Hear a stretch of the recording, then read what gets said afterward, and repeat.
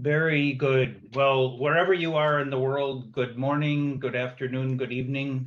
Welcome to this webcast series conducted and organized by the International Resource Panel with the title, What does the global future hold? My name is Mark Radka. I am the Deputy Director of UNEP's Economy Division and a member of the Steering Committee, co-chair of the International Resource Panel. I'll be moderating the session today. For those of you not familiar with the IRP, it is a science-based policy platform hosted by UNEP. The IRP aims to build and share knowledge on the sustainable use of natural resources and their environmental impacts, looking at the entire life cycle. The panel is currently developing scenario modeling work on integrated resource management that will form the basis of the next global resources outlook. This flagship report is produced by UNEP and delivered to governments, including at the United Nations Environment Assembly in 2023. As part of this effort, we are co-developing future scenarios by the panel and the steering committee members. And to inform that process, the IRP is holding this series of webcasts where leading thinkers are presenting on different aspects of the future that they anticipate. We benefit from hearing what they see on the horizon regarding possible and even plausible futures within their areas of specialty. Today, we're delighted to have with us Professor Jeffrey Sachs, who will be presenting on the future of the economy, and Mr. David Ward, who will share his perspectives on the future of transport and mobility. Before we get underway, two housekeeping announcements. First, this meeting is being recorded, so by staying connected, you give your consent to that practice. And second, all meeting participants are muted throughout. Any questions you wish to raise in the two question and answer sessions need to be typed into the chat. And we do hope that you will have good questions to put to the two presenters. I'd now like to introduce Professor Jeffrey Sachs, University Professor and Director of the Center for Sustainable Development at Columbia University. Professor Sachs is also President of the UN Sustainable Development Solutions Network and a Commissioner of the UN Broadband Commission for Development. He has been an advisor to 3 different UN Secretaries General and currently serves as the SDG advocate under Secretary General Antonio Guterres. Professor Sachs was over 20 years as a professor at Harvard University, an author of numerous bestseller books. He has twice been named one of Time Magazine's 100 most influential world leaders and was ranked by The Economist magazine among the 3 top most influential living economists. With that introduction, Professor Sachs, may I turn over to you, please? Mark, thank you very much. Sorry for the hassles in getting into the web event, but I'm very happy that I'm here and happy to share some thoughts. I'm not sure how long you'd like me to speak, but I'll make some introductory remarks, and I know we're going to have a discussion after that. We had anticipated 20 to 30 minutes, but really as long as you'd like to go. But that's great. Thank you. Very good. Thanks. I think the starting point is that there is no single trajectory that an economy follows, much less the world economy. We have lots of choices, and there will be lots of forks in the road, as it were. The key driver of long-term economic change is probably technology, but the key factor in the use and diffusion of that technology is politics. Politics within countries and geopolitics. And I would say we have a somewhat clearer perspective on technology, actually, at a time horizon of the next 25 or 30 years, that is up to mid-century, than we do of the geopolitics. So I regard more of the uncertainty lying in the direction of whether we'll cooperate adequately in order to use the technologies that we have available to the best purpose. Let me give the utopian view first.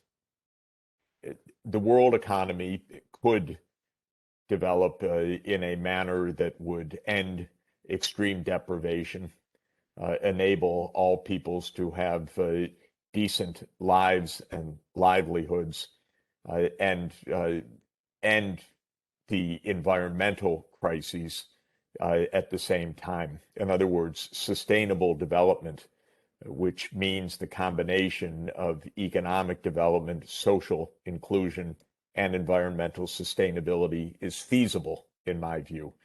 That's already packing a lot of claims, but I'll start with that notion that there is a path globally available that would lift the material conditions of the world, and especially of poor people, that would ensure essentially universal access to all key economic needs, decent diets, access to healthcare, access to education, means of livelihoods, and that could do so in an environmentally sustainable manner. We face multiple environmental crises, so environmentally sustainable also packs a lot of ideas. It means ending greenhouse gas emissions by around mid-century. It means ending the devastation of biomes and ecosystems through current deforestation, land clearing,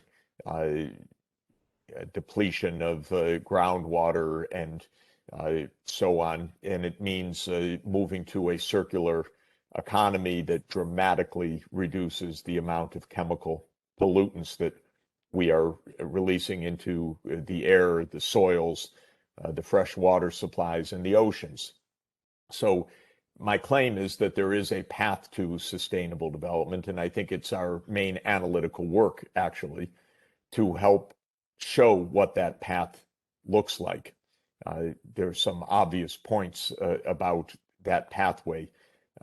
One obvious point is that it relies very heavily on the digital technologies, which are hugely empowering potentially, in that they can give access to everyone in the world to absolutely core basic government services, social services, and means of a livelihood.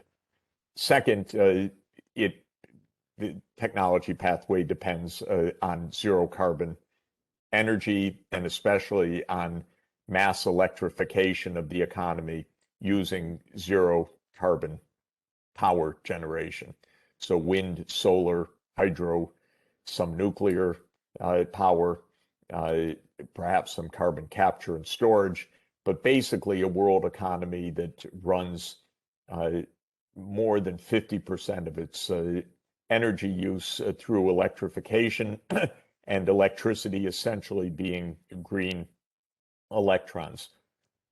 With that, and I know we're going to hear about the future of mobility, I think that the combination of green power and digital enables a revolution in mobility, in obviously electrification of much of transport, and also e-commerce, dematerialization of goods, use of 3D printing, and other means to reduce the burdens of transport on the earth and on the economy, all much to the good of resource saving.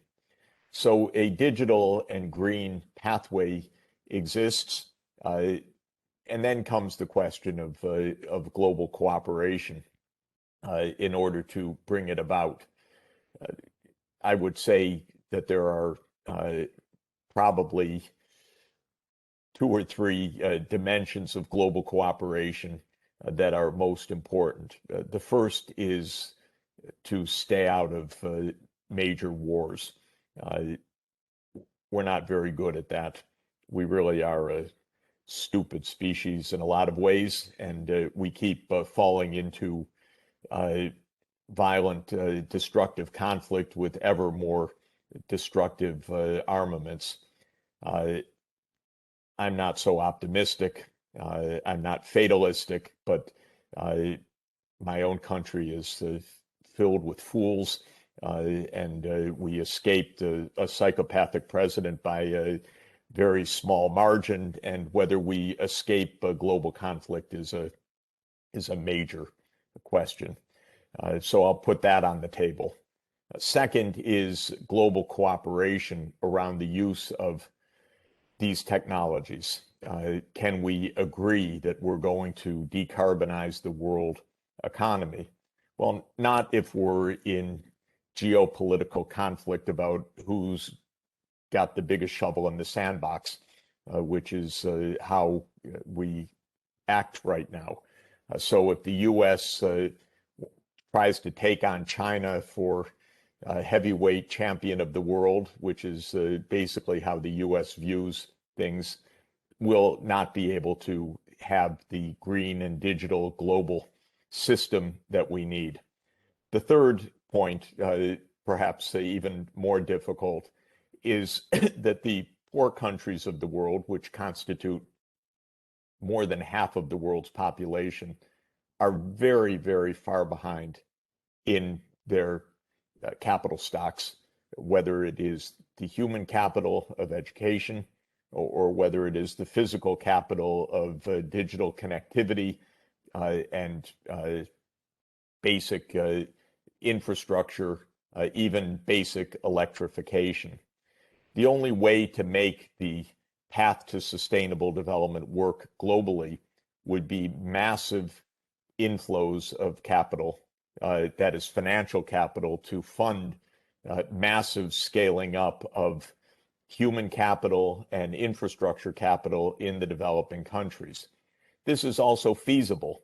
It means that the international financial system would essentially be funding the convergence of living standards around the world by moving large-scale funds to provide the financing for the digital green economy everywhere and for getting kids in school everywhere with a quality education. It's a big lift, but not an impossible lift. It would mean that we would actually have to follow through on commitments like the Sustainable Development Goals, which call for a world of inclusion, and SDG 17 calls for a world of adequate development financing to bring about the kind of convergence that I'm speaking about. I don't see a lot of will for it, unfortunately. I've been in this business for 40 years, and it's very hard to move funds to poor countries, and many of them fall farther and farther behind or fall into outright conflict and then are just redlined on the map. Well, don't go there. That's a horror zone. And that's what can happen to a lot of the world in the years ahead unless we have a far more coherent and cooperative approach. So I'll just summarize by saying that from a strategic point of view, my recommendation to UNEP and to the UN system and to fellow academics is that we chart out the path to sustainable development rather than trying to predict the future. Future is really hard to predict, but it's easier to actually chart out what would be a good future. And so I think we should chart out what would be a good future, do that quantitatively and qualitatively, understand how to use the wondrous technologies that we have available, the digital technologies, the machine learning, the AI, the robotics, and all of the wonderful things that they can bring, including vaccines developed within a few months of a new disease, something that was unheard of before the recent pandemic, for example. We chart out what can be done, what is needed to actually implement that pathway, not as science fiction, but over a period of the coming 30 years. And then we work to build our public understanding and our global institutions to support that unique pathway. I find that a better approach than trying to guess the future. I'd rather work with colleagues to try to build the future. And from what I can see, there aren't a lot of choices to build a good future. There are a few basic decisions that we need to make on decarbonizing, on using digital technologies, and on staying out of conflict with each other and rather cooperating with each other. And I'm calling on my own country, America, to give up its crazy idea that the United States runs the world and actually play nicely with other countries so that we could actually get on with global cooperation. So that's my quick starting point, and I'm looking forward to the discussion. Well, thank you. Thank you very much, Professor Sachs. I would say insightful and interesting presentation. Absolutely a good possibility for an optimistic future, but not one that by any means is guaranteed, and one that needs a good shared pathway and a lot of hard work. So I think we just move briskly into the question and answer session. I know we have one question already. May I remind everyone that we really do encourage you to put questions into the chat, and my colleague Victor will organize them a little bit and feed them to Professor Sachs. So Victor, can you get us started, please?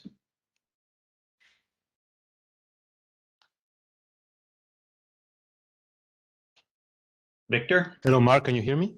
Yes, please go ahead. Excellent. So we only have two questions for the moment. The first one is, Professor Sachs, what level of physical capital do you envisage for low and lower middle income countries? And how can that be established without extensive increases in resource use and emissions?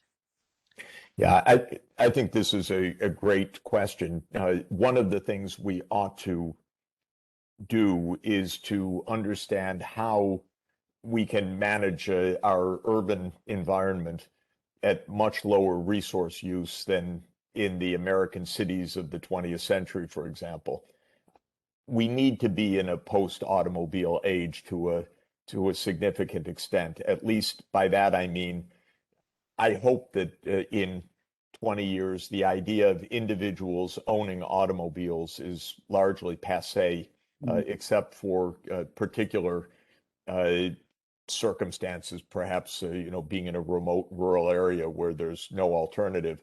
But for people in cities, I see no real reason to own automobiles anymore. Of course, we need fleets of, I hope, self-driving vehicles in the future in well-designed urban transport.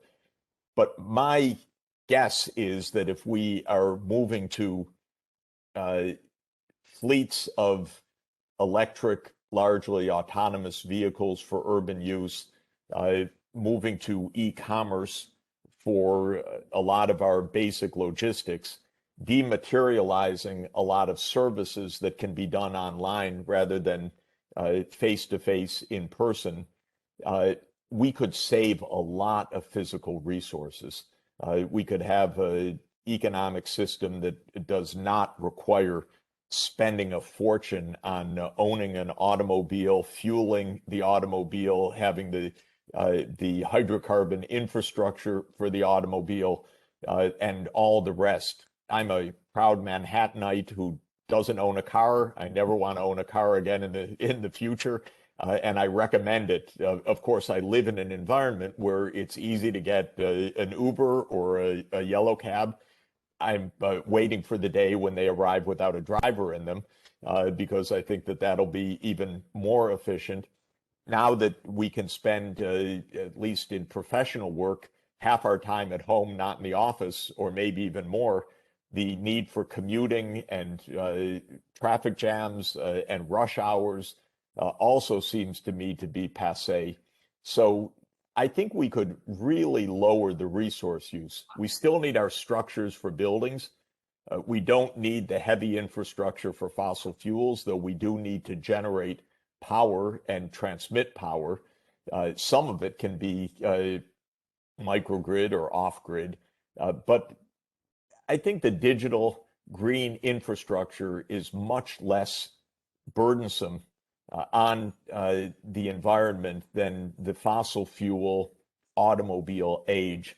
And that's what I would like to see worked through by urban design, landscape design specialists, and so forth, how we could really reduce the resource burdens through a mass application of the best in digital technologies. Mm. Mm. Thank you.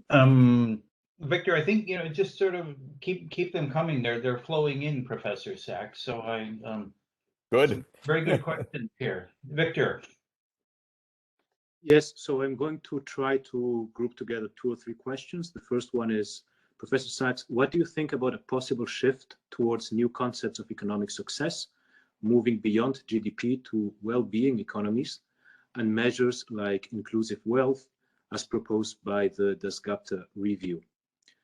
And then another question is whether the sustainable model requires reductions in living standards in high-income countries to allow conversion of all countries at a more modest level. There are other questions, Mark. Should I maybe raise one more? No, I'm sure Professor Sachs can keep 6 or 7 questions in his head at once and answer them, but I'm afraid more for the audience. So I think 2 is probably good. Well, I think they're both, those are related, by the way, because they come to the end purpose of economic life, the telos, as Aristotle would have said. Is the telos to have more goods, to have a more physical consumption, or even just the idea of more physical consumption? Because once you're a billionaire, you can't have more. You're a finite person, but your bank account is essentially infinite from a practical point of view. So what is the point? And I think what the Greeks said, that the point is eudaimonia, is well-being, is the right point. What we know now that Aristotle didn't know so well is that actually eudaimonia can be measured in many ways, both directly by asking people about the quality of their lives, and also indirectly by looking at their access to human goods, whether those are material goods, healthy diet, high longevity, or social goods like social support networks, escape from loneliness, and so forth. So I'm a big fan of moving away from GDP as even an indicator of well-being. It's correlated actually with measures of eudaimonia, but not so strongly correlated. It's positively correlated, significantly correlated, but not overwhelmingly correlated. I co-edit each year the World Happiness Report with Professor John Helliwell and Lord Richard Layard. We use the Gallup global survey data to rank countries actually on their well-being. Finland is the happiest country in the world this year by the Gallup survey data. The United States ranks about 19th, though the US is much richer than Finland in per capita income terms. But it doesn't take a genius to know the United States is not a very happy country these days. We're at each other's throats. Inequality is very high. Many people are suffering. Suicide and addiction rates have been rising significantly. So GDP is a wholly inadequate measure of well-being. I also am privileged that as a young professional, I was lucky to know the founder of the GDP accounts, Simon Kuznets. He was an emeritus professor at Harvard. I was a young professor. He took me under his wing. And one of the things he repeatedly told me is GDP is not a measure of well-being. Do not use it that way. It was not designed that way. It was designed actually for war planning and then for macroeconomics. It was not designed as a measure of goals of a society or well-being. But we are utterly addicted to whether the growth is going to be 3.1% or 3.3%, and it means nothing for our well-being, though some correlates of that, whether people have jobs and so forth, does matter for well-being. All of this is to say we should aim for what's important, and we can discern what is important. What is important is meeting material needs, having a social life, having choices in our lives about how to live, so a sense of freedom, having opportunities for acts of compassion and generosity are extremely important for human well-being. When it comes to the second question, does this mean a lower level of living standards? Well, if you define living standards by GDP, the answer could be yes. If you define living standards by quality of life, as life is lived, I see absolutely no reason why living standards in rich countries have to decline to make way for higher living standards in poor countries. It also bears in mind that when we talk about planetary boundaries and limits to growth, we need to be attentive to the technological possibilities. So just the most basic point, we probably need a lot more energy produced in the world, but we need it to be green energy, not fossil fuel energy. Is there a limit to green energy? Not a practical one, because the solar radiation that falls on the planet is about 10,000 times our power use worldwide. Our wind and solar, hydro, certainly nuclear as well, is not in practical terms limited in scale. What is limited in scale is our capacity to emit carbon dioxide safely into the atmosphere. That limit we have already closed several years ago. So when the question is what to do about living standards, I think the key is to ask, what do we mean by living standards? If it's just more physical throughput, should every American own 2 cars instead of 1? No. Is there enough room on the planet for every American to use material production, and especially fossil fuels, in the way that Americans do right now, emitting 15 tons of CO2 per capita? The answer is absolutely no. But if the question is, could Americans live better and the rest of the world converge in quality of life, I would say the answer is yes. Maybe I could jump in, Victor, just with my own kind of follow-up. Professor Sachs, do you see a movement away from GDP as an imperfect indicator? And this session, in a sense, is about the future of economics, in a sense. Do you see that that concept gaining a toehold? Are we moving?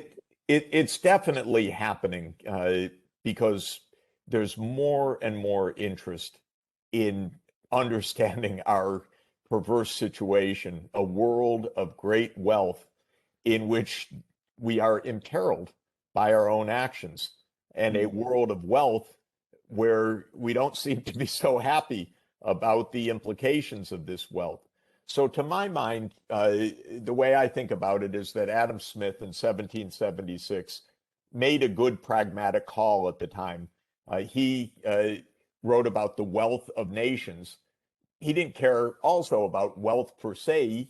He thought that wealth was a pretty good proxy for well-being. And so for countries to become wealthy was a good thing when they were impoverished. And I think that that's true. So what the wealth that Adam Smith helped to bring about achieved was a major improvement of well-being. But we've reached the point where the correlation of wealth and well-being, certainly the effects of incremental wealth on incremental well-being are even perverse at this point if we measure wealth in the conventional sense. So our metrics are poor guides to what we need to do. Our national accounts are poor guides to how we need to operate. But we have a generation of people trained in the wrong way because almost all the economics textbooks are extremely naive on these questions. And we have a mindset, especially in the United States, but not only, that more is better and that the bottom line defines everything. So there's a lot of continuing momentum of the old system, but all over the world, governments are experimenting with alternatives. The OECD has a whole new unit on well-being that reflects years of good work. The World Happiness Report gets millions of downloads. Everyone wants to see whether they're happy or not, so they want to read the Gallup survey to find out. Yeah. And so in this sense, there's a lot of change. Pope Francis is calling for a new economy of Francesco after Francis of Assisi. And I think with a tremendous motivation and a huge response worldwide among young people saying we want something that moves the quality of our lives, not merely the size of our national economy. So this is happening, but it's slow. And I would say the Anglo-Saxon mindset, which brought the wealth of nations to the forefront, is perhaps among the slowest to change, actually. Mark? Thank you. Could I jump in? Yes, I think. Yeah. Thanks. That was a wonderful presentation, Professor. I was very struck by, and I sympathize with your more gloomy sense of the future of the political environment we're in. And I was thinking, what are your views about the international policy architecture? How do we, because a lot of what you've been talking about is going to require huge political change and cooperation.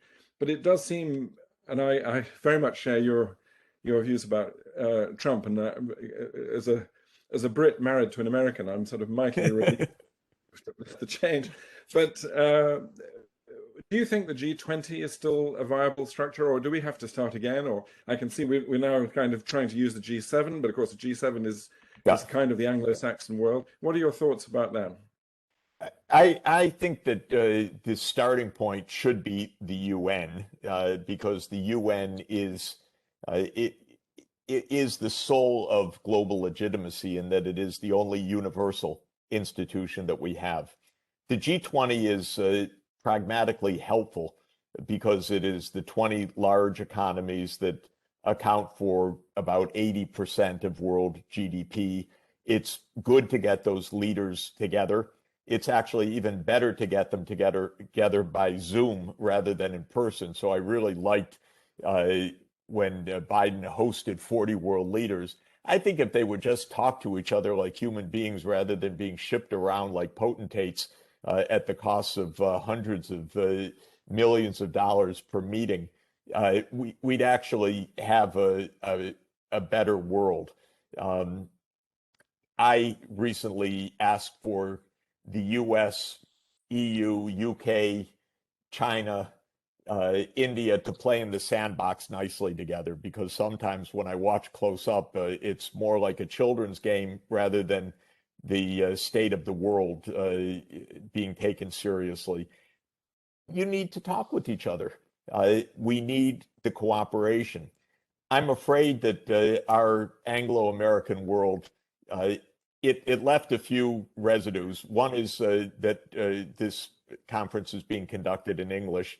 Thank God it's the only language I know, but it is the legacy of 200 years of English and American dominance.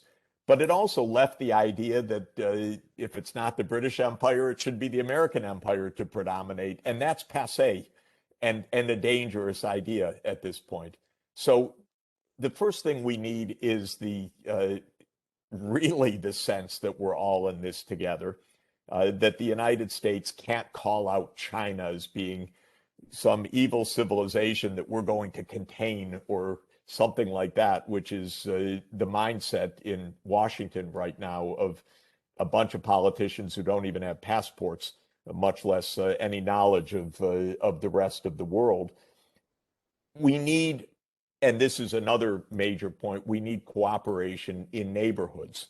It's a little hard to say just after Brexit, but economics works by cooperating with your neighbors because your neighbors share your ecosystems.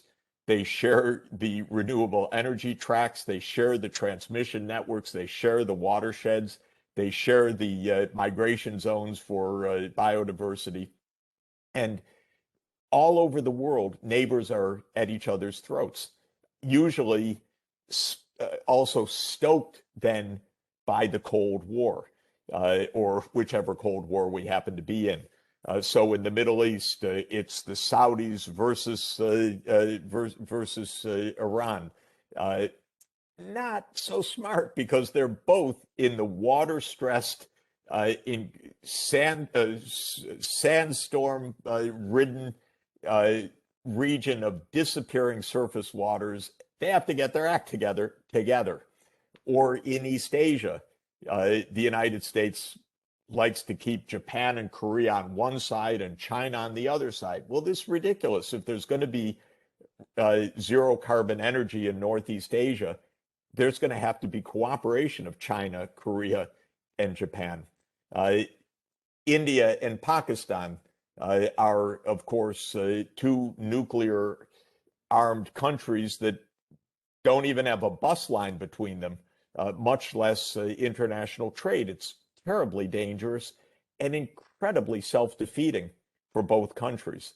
So I think the architecture needs to start first with the true sense that no one country is in charge. There is no one leader. That's number one. Second, that we need strong regional cooperation because practical problems have to be solved at a regional level. And third, that there should be strong cooperation across the regions of the world so that we should have a Northeast Asia, Europe, US, Africa Union, and so forth mindset, because it is true that if we go country by country, it's too many bilateral relations to take into account. If we have 8 major regions, that is 28 dyadic relationships. If we have 200 countries, that is 20,000 dyadic relationships, so it doesn't work very well. All of this is to say we need to build, though, on the UN. The G7 could never do this. You know, it's a very particular North Atlantic US construct that at best is let's talk among ourselves before we talk with the rest of the world. But I don't think there's any sense in which it is a leadership institution. The G20 is a pragmatic, let's get some work done. And I like that, but it's not a legitimate institution. It leaves out 173 other UN member states who are looking over the border and say, well, you're deciding about us. That's not fair. And so we need to make the UN work. That's my bottom line. Great. Thank you. And of course, for those of us working in the UN, that's a very welcome sentiment. So thank you. Victor, I know other questions have been coming in. Have you had a chance to sort through some of them and organize maybe 2 more? I have. I mean, there are lots of great questions. So, Professor Sachs, since you were mentioning the idea of getting things done, I just want to focus those questions about getting things done and more concrete measures. One of them is, how do you see the impact of a carbon tax of the European Union, and should other countries follow the policy? And then on a different but related topic, how do you imagine manufacturing in this convergence, specifically upending the exploitation of women and the exploitation of girls as the first rung in economic development? Can we imagine women-owned factory collectives, interdependent and sharing technologies across the globe, specifically in the apparel industry? Great. I'm sorry, the first, excuse me, the first question was? how do you see the impact of a carbon tax of the Carbon, European the Union, carbon tax, and should other countries follow through? Yeah. So let me say quickly a word about decarbonization. First, there is a new IEA, International Energy Agency report out last week, which I would encourage people to look at because it is a pathway to net zero emissions. The way to think about getting to net zero by 2030 is to think about how can we do that in a modern economy without economic crisis. And the answer is actually pretty straightforward, which is green electricity, electrified transport, and using the green electricity also to produce other green fuels like hydrogen for particular purposes such as ocean transport or heavy trucking or metallurgy sector. So the technology pathways are pretty clear. Then comes the question, what kind of policies will get us there? I'm basically a kind of command and control person in this. I believe that the right way to get to zero carbon power is to say by regulation, you can't build any more coal-fired power plants. You can't even build any more gas-fired power plants. You now have to invest, if you're a utility, only in zero carbon electricity. And if you want a license, it has to be a green license. I'm in favor of saying to the automobile manufacturers, after a certain date, I'd put it at 2030, others are saying 2035, no new internal combustion engine vehicles can be sold on the road. That would be enough to actually steer the economy very strongly in the right direction. And in a more straightforward way than asking what carbon tax will be enough to cause consumers to move to electric vehicles. I don't want to give them the choice. I mean, why should anyone have the right to pollute, the right to endanger the planet when we have a perfectly fine, low-cost solution, which is electric vehicles? So as an economist, I'm supposed to say I like carbon pricing, so it's fine. I just don't think it's the decisive tool that we need. I think the decisive tool we need is a decarbonization plan, and mainly one that's backed by regulation. Now, Europe has two things. It has the tradable permit system. It's not bad, but it's not sufficient. And then it is talking about carbon taxing on the border to tax goods that are imported into Europe that are made with intensive fossil fuel using processes. I'm in favor of that. That's a kind of enforcement mechanism. And from a political point of view, Europe can tell its own companies, yes, we're forcing you to go green, but we're going to protect you from those companies that are not going green. That's a plausible enforcement mechanism for all countries to go green, as the whole world needs to do. On the question of gender and manufacturing, I'm not sure exactly of the link intended of the question, but let me say two things about manufacturing. First, I think the jobs in manufacturing will continue to diminish worldwide, though the manufacturing sector will remain important. I expect factories of the future really to be run largely by robots and artificial systems. And that's what's been happening for more than a generation already. And from everything I see, the process is accelerating.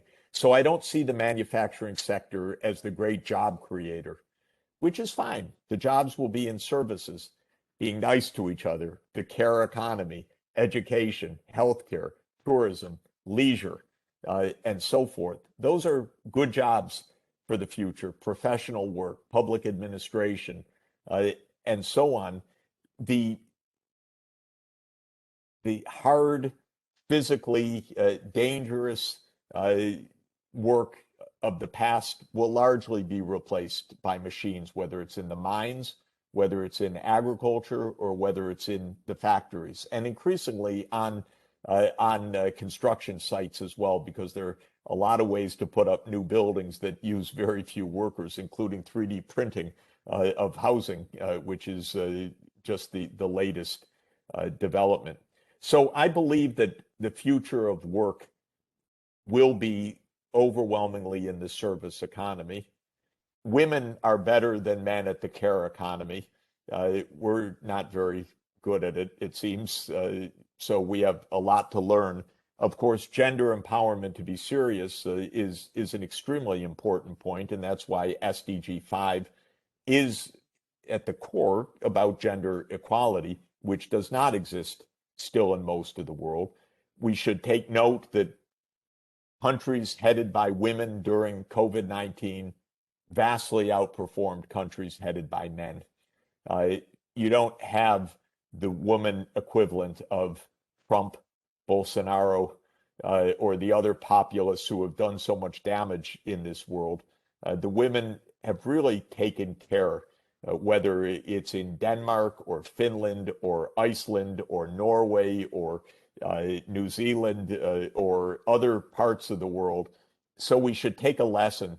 The first thing is women should run the world, and then I think the rest of this would get done a lot faster. Thank you. Victor, we should have time for at least one more question. Of course, and since among them. Of course, and Professor, you were talking about COVID. One of the participants notes that the huge liquidity that is pushed into countries and economic systems for COVID issues, will that help development? Or do you think that there is a risk to only create a huge inflationary situation? Yeah, to really help development, we need to be more targeted in financing. First, we need to finance the comprehensive immunization program, which still doesn't exist properly. In other words, in the next few weeks, we really need WHO to come up with a specific, time-bound, month-by-month plan of action to achieve comprehensive immunization of adult populations everywhere in the world no later than early 2022. Liquidity by itself does not make a plan for that. So this is, I'd say, in the short order, the most urgent thing that we need. Over the next few years, we need a lot more capital investment in the developing countries, and especially in the poorer countries. The rich countries have borrowed massively. The United States has deficit financed about $6 trillion in the last 15 months, and that deficit spending will continue. That's creditworthiness when you own the dollar printing press, but for the rest of the world, that kind of financing isn't available. The easy Fed money, by the way, did prevent a dollar finance crisis for the emerging economies, but it didn't put large amounts of money into the emerging economies. So for that, we need directed financing. And I'll give one example. We promised in 2009, Hillary Clinton promised on behalf of the rich countries, $100 billion a year for climate finance. $100 billion a year is not a lot of money. Let's face it, the United States just spent $6 trillion over a 15-month period. So $100 billion should be an easy thing to accomplish for all of the rich country financing for climate change in all of the developing world. Yet to this day, there is not a plan for $100 billion. That's how lazy, weak, and self-centered the rich world is, and how poor our governments are at actual cooperation on some basic issues. Of course, if you say Trump, you realize we lost 4 years of everything to a kind of psychopathy, and we're not out of the woods on that by any means.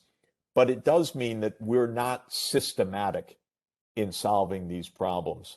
So what I'm personally recommending is a massive increase of the capital of the multilateral development banks, the World Bank, the African Development Bank, the Asian Development Bank, the Inter-American Development Bank, and so forth. Bolster the balance sheets of those banks. Let those banks go out and borrow massively to finance infrastructure of the kind that I've been discussing in the developing countries. I'd like to put the MDBs, the multilateral development banks, as the key players for channeling massive financing for the development process, with a preeminent focus on digital and green in the coming years. I think with an eye on the clock here, Professor Sachs, thank you so much for being with us today. You are, of course, welcome to stay with us and hear David speak about the future of transportation. I would love to learn from David, so I'm going to circle back to hear what he says, but I have another Zoom that I have to attend. But let me thank UNEP for thinking ahead and for being the lead in the UN system on how we can get to sustainability, which I'm most grateful for. Well, thank you. Thank you again. Goodbye. Bye. Goodbye, everybody. Thanks a lot.